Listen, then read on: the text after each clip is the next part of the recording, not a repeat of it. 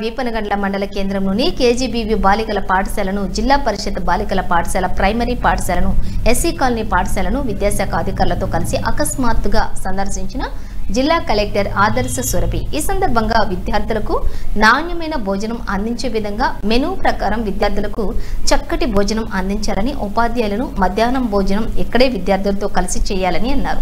ఉపాధ్యాయులు భోజనం చేసిన తర్వాత పిల్లలకు భోజనం వడ్డించాలని ఆయన అన్నారు.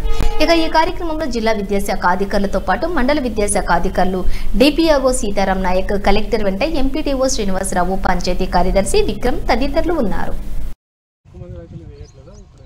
కందులు తక్కువ సార్ ఈసారి, ఎందుకంటే లాస్ట్ ఇయర్ వర్షం పడలేదు కాబట్టి లాస్ట్ ఇయర్ తక్కువ ఉంది సార్.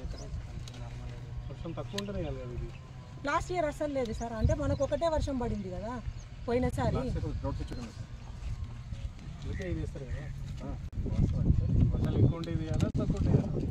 తక్కువ ఉంటేనే వేయాలి.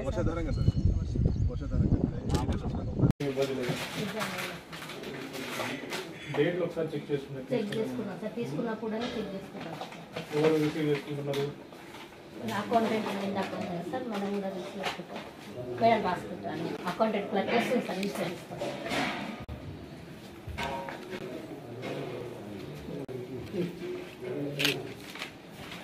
కొంచెం సరే వస్తుంది సార్. స్టాక్